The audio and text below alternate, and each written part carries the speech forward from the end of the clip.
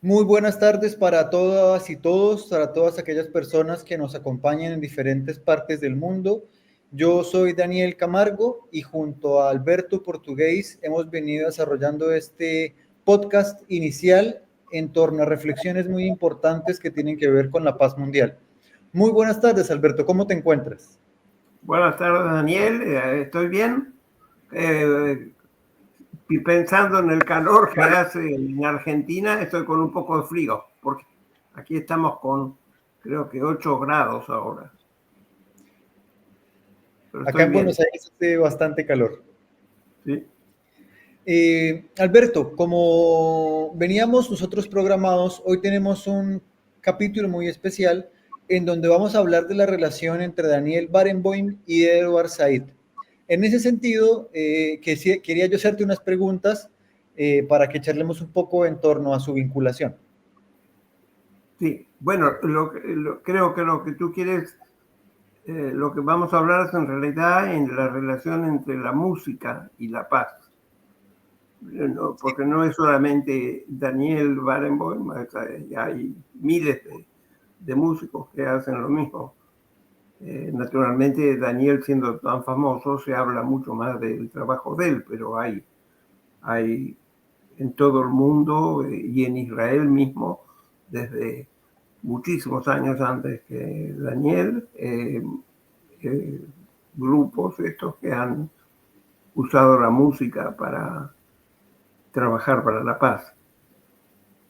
Bien, en ese sentido yo quería preguntarte qué implicancias uno podría interpretar entre o qué significado podría tener la colaboración entre un músico de origen judío israelí y un intelectual palestino en el contexto actual. ¿Cómo podríamos interpretarlo?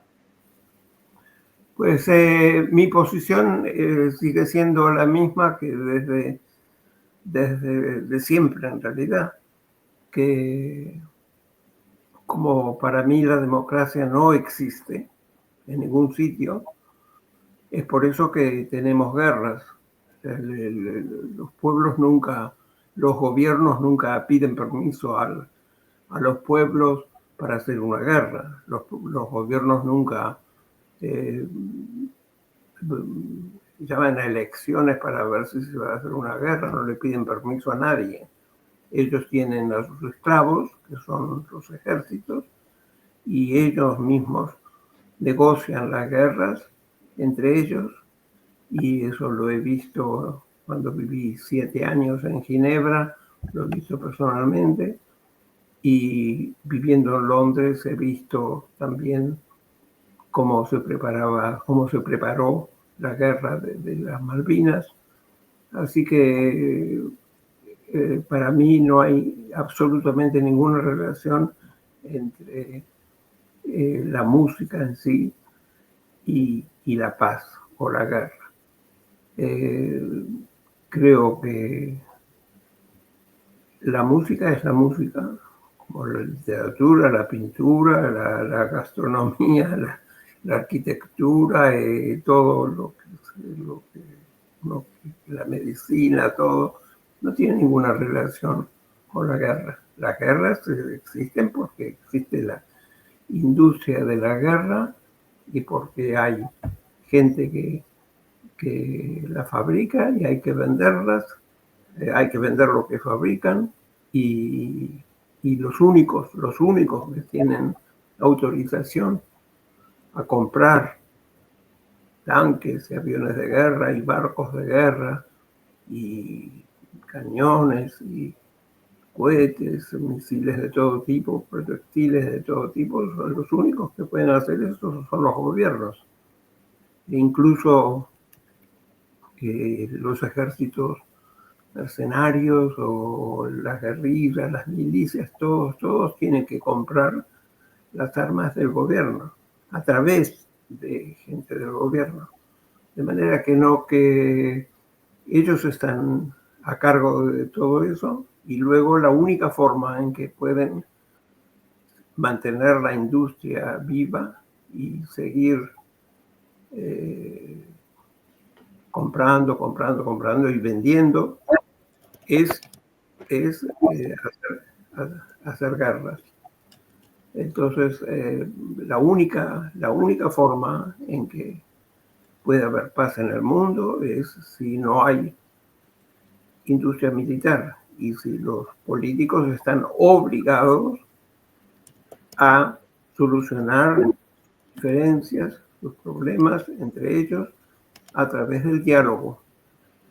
Mientras, es lo mismo que lo hacemos en una escuela. En una escuela no les damos a los niños un arma a cada uno para que resuelvan los problemas, diciéndoles que no las usen, diciéndoles que solamente es para que asegurarse de que tienen una defensa en caso de que el otro los ataque, o para disuadir al otro de atacar, que tengan eso. No lo hacemos eso porque sabemos que si tienen un revólver en la mano o un cuchillo o lo que sea, lo van a usar. Y eso es lo que pasa con los ejércitos. Entonces, nunca relacioné la música con la paz. Incluso la música la usan también todos los ejércitos del mundo. No solamente escuchan y tocan la misma música que escuchamos, tocamos todos, pero también usan la música para sentirse mejor, usan la música para olvidarse de las cosas que han hecho durante el día, de las cosas que han visto, que han experimentado, y vemos como músicos las mismas, los ejércitos tienen todos sus grupos musicales, los músicos de todo el mundo, los más famosísimos, visitan los ejércitos y dan conciertos para ellos. Hubo actores, cómicos, músicos famosos que han ido, por ejemplo, puedo nombrar a Bob Hope, a Danny Kaye, el mismo Daniel Barenboim, Marilyn Monroe, la famosa actriz, y muchas otras, iban a entretener a las tropas. De manera que se usa, hay para el que le interesa, pueden buscar en línea un artículo muy grande, bueno, son muchas páginas, de lo que hace la división musical del ejército de Estados Unidos. Es un militar que es también músico, que preside esta rama del ejército, y su trabajo es, trabajando con psicólogos, trabajar en cuál es la música que va a ayudar a los luchadores, a los que están en guerras, en posiciones de guerra, para luchar mejor.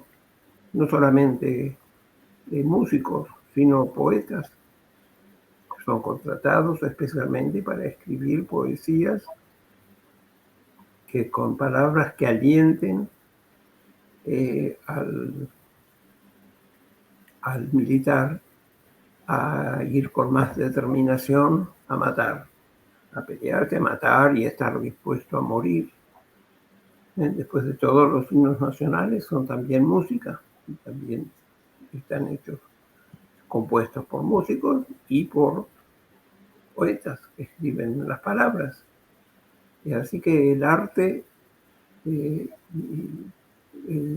nunca va a poder traer paz. La paz solamente va a existir cuando no existan las Fuerzas Armadas, nada más. Y entonces, si hay violencia, va a ser siempre un crimen. Y un crimen, para eso tenemos la policía, se arresta a la gente, tienen que ir a la corte y se los manda a la cárcel, porque es un crimen. Pero las guerras es crímenes legales, y cuanto más daño hacen, más se los aprueba, se les da medallas, se les sube de rango, se los aplaude. Es todo al revés de como tendría que ser. Así que es admirable el trabajo que hizo Daniel con esta orquesta que empezó gracias a su encuentro con Edward Said, un escritor, filósofo, historiador. Se encontraron hace muchos años, creo que ya hace más de 30, en un hotel aquí en Londres, y se hicieron amigos y estuvieron hablando y bueno, los dos estaban cansados de guerras entre palestinos y el mundo árabe en general, Israel, y decidieron hacer esto. Pero lo único que muestran con esto, y el mismo Daniel naturalmente lo dice en cualquier entrevista que se le haga, lo dice, que con esa actividad no va a traer la paz. Lo único que quiere mostrar es que musulmanes y judíos pueden vivir juntos, pueden convivir. Y eso lo hace, pero eso, como digo, lo hacen muchísima gente. En Israel, desde hace muchos años, yo he conocido grupos de chicos grandes, de gente de ambas religiones que trabajan juntos, que cantan juntos, que tocan instrumentos juntos. Hay un pueblo incluso que se llama Oasis de Paz, que fue fundado especialmente, un pueblo, es una ciudad ahora, que fue fundado especialmente para desarrollar la paz entre judíos y musulmanes, en donde el 50% de la población es musulmana y el otro 50% judía. Y hay una escuela para todos los niños, hay mitad de niños musulmanes, la otra mitad judíos. Y todos tienen la misma educación, los mismos derechos, todo igual. Y viven muy bien, no hay ningún problema. Pero eso a los políticos que tienen que comprar y vender armas no les importa nada. El político, el ministro de negocios, de industria, tiene que asegurarse que lo que el país fabrica se vende. Hay que pagarle a los empleados. Están fabricando aviones de guerra, drones, tanques, helicópteros, bombarderos, y eso hay que vender, si no se le paga a los empleados. De manera que por más que haya no uno, sino 20 pueblos así de gente que vive en paz de las dos religiones, no hacen absolutamente ninguna diferencia. Incluso en la misma fábrica de armas puede haber soldados, empleados árabes y empleados judíos.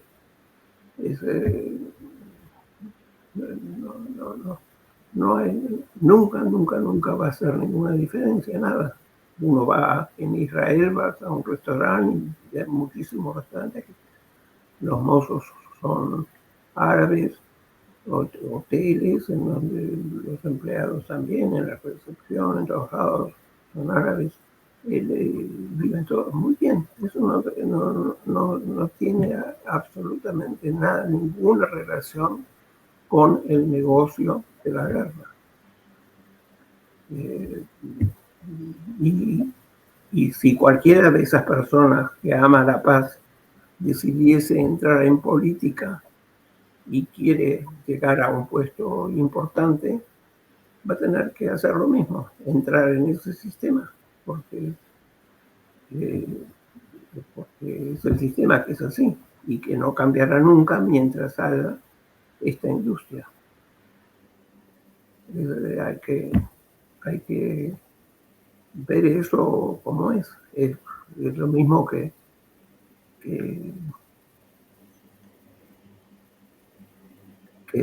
no sé, pretender que tomando whisky uno va a estar más sobrio. Es lo mismo.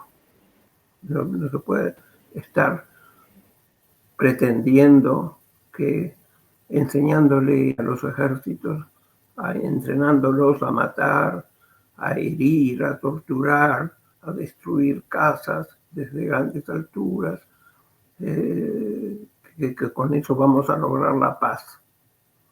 Es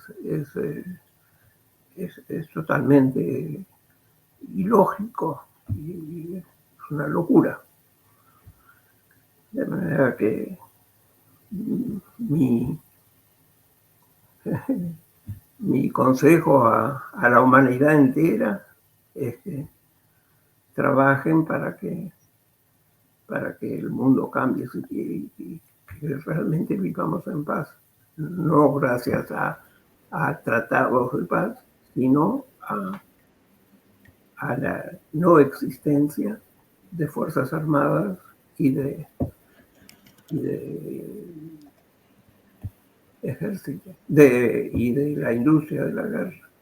Para mí, la gente me dice a mí, muchas personas, me dice Alberto, es una utopía, lo que querés es una utopía, y me dicen es una cosa que es inalcanzable. Entonces yo les digo, bueno, pero entonces déjense de hablar de que están construyendo la paz, porque para mí es más utopía o más locura estar pensando que fabricando y vendiendo armas y manteniendo ejércitos para que hagan guerras, que vamos a lograr la paz. Y estaremos siempre. Por eso hay instituciones, muchas ONGs que trabajan para la paz, pero no piden la abolición del militarismo. Mientras no pidan eso, nunca progresaremos. Si una guerra termina, en un lugar que hay una guerra termina, la única alternativa, no hay dos, es hacer una en otro lado. Porque las armas no le podemos decir a los empleados de la fábrica, perdonen que se acabó la guerra y ahora tenemos que despedirlos a todos y después los llamaremos por si hay otra guerra. No puede ser así. De manera que los políticos están obligados continuamente a negociar guerras. Y las negociaciones son siempre que el que ataca, el que tira la primera bomba o cohete, o sea, se le llama atacante o invasor, y luego el otro se tiene que defender. Ese es el juego. Y nunca, como digo, nada cambiará si no cambiamos el sistema. No digo que hay que desemplear a todas estas personas, hay que simplemente transformar todas las maquinarias que tenemos en instrumentos que sirvan, que beneficien a la humanidad, no solamente beneficie al que trabaja ahí, el empleado y a los dueños de la fábrica. Incluso hay que pensar, hablando de dueños de fábricas, que en muchos países, casi la mayoría de ellos, las fábricas son o privadas con una participación, con un porcentaje de las acciones del gobierno, y también de iglesias, de religiones que tienen acciones en estas compañías. Pero hay países en donde la industria militar está totalmente, 100% en manos del gobierno. Es decir, el gobierno no tiene más remedio, que le guste o que no le guste a un político o a otro, no tiene más remedio que promocionar la violencia y los encuentros militares. Es la industria, como yo la llamo, de la muerte. Una industria que solamente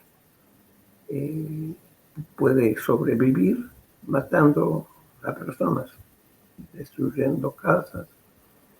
Los únicos que se benefician de todo esto son las compañías funerarias, naturalmente las compañías constructoras que tienen que construir todo lo que destruimos. Nada más. Pero a la gente que murió no la podemos hacer revivir. Y las familias destruidas quedarán para siempre destruidas. La gente traumatizada por lo que vio, por lo que le pasó, seguirá así para siempre. Realmente no le veo nada de positivo al militarismo.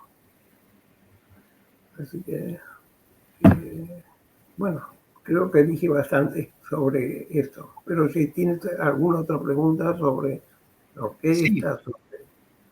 A mí hay algo que me resulta muy interesante que tiene que ver con esta propuesta intercultural entre Edward Said y Daniel Barenboim, pensando que no la industria, pero sí la actividad artística, como decías, es fundamental para la vinculación pacífica entre los pueblos. En ese sentido, me resulta interesante desde tu experiencia, cómo podríamos pensar el arte como una expresión de paz y cómo podríamos pensar las dinámicas vinculadas a la seguridad como una dinámica que perpetúa las dinámicas de la guerra. ¿Existe una posibilidad de pensar un mundo vinculado a la producción artística y no a la producción bélica? No, para mí no. Yo sé que hay personas que piensan que sí, pero para mí no. Para mí el arte, por ejemplo, tenemos cantidad de cuadros fantásticos, todos inspirados en guerras.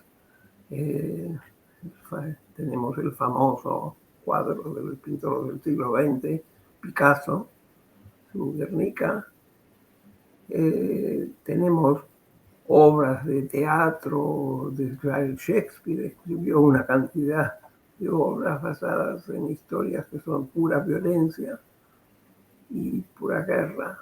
Y son obras literarias fabulosas, como usa el lenguaje, pero está todo inspirado en guerra.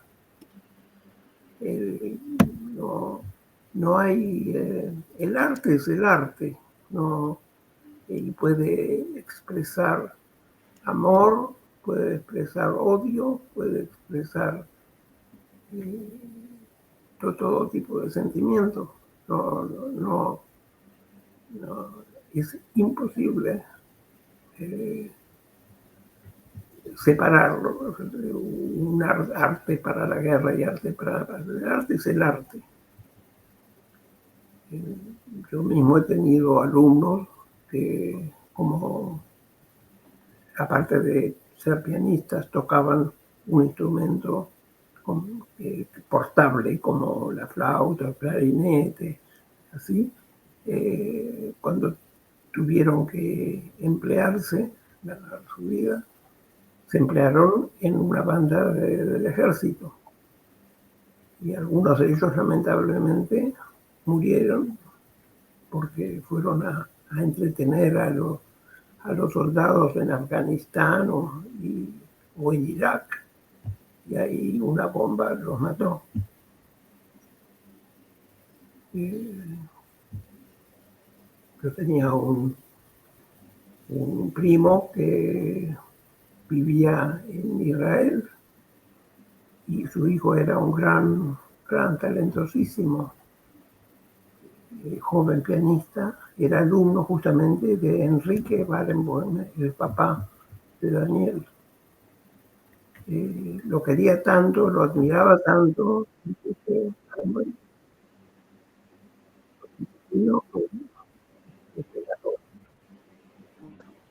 de cola para que trabaje y desarrolle su arte.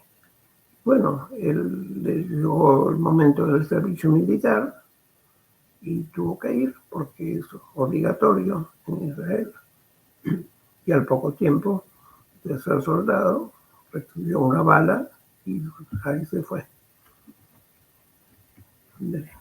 Después, unos meses después, su hermana tenía que ir al ejército porque allí las mujeres también están obligadas a hacer el ejército. Y él iba, y ella iba en un ómnibus, en un autobús que la llevaba a su casa cuando tenía un fin de semana que le dieron libre, iba a su casa y cuando en Israel en ese momento había una ley que en los caminos no se podía parar a levantar a nadie,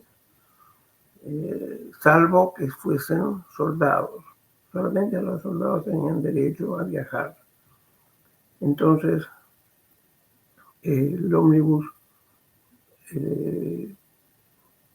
vio a 3 soldados, paró, y los 3 soldados eran 3 palestinos que habían matado a 3 soldados israelíes y se habían puesto los uniformes de ellos. Entonces, apenas, y agarraron naturalmente también las escopetas, todo. Y cuando el ómnibus paró, los dejaron entrar y subir, y ahí mataron a todos los pasajeros y al chofer. Así que mi primo perdió ahí 2 de sus 3 hijos. Es lo que pasa en el militarismo, con este sistema de querer solucionar los problemas con armas. Lo único que hacemos es crear más problemas, más armas, más tragedias. No hay absolutamente nada de positivo.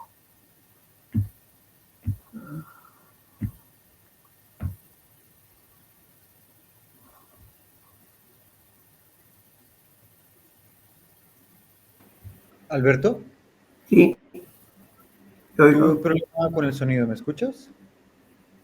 te escucho, te escucho.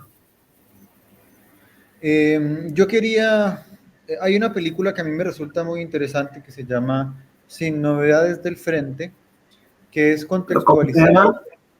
sin ¿Cómo? novedades, sin novedades del frente, que Ajá. realmente es una obra contextualizada en el periodo de la Primera Guerra Mundial, en donde a los chicos alemanes se les vende la idea de la guerra como una aventura y como una posibilidad de desarrollo y demás. Claro. Eso se hace en todos lados se hace, en Lo todos que, los países del mundo. lo que me resulta muy interesante, con ocasión de las reflexiones que hemos venido desarrollando, es que eso sucedió en el contexto de la Primera Guerra Mundial, pero sigue siendo una metodología muy vigente, en donde se vende la idea del militarismo como una aventura para el Claro, desarrollo, no solamente económico, sino también nacional. exacto. En Nueva York, por ejemplo, si vas a Times Square, hay una pantalla gigante bastante alta para que se vea desde lejos, ¿verdad? Enorme también para que se vea de lejos, en donde se ve una cantidad de jóvenes practicando deportes. Están todos esquiando, están todos haciendo deportes acuáticos, y todo eso es publicidad para las Fuerzas Armadas.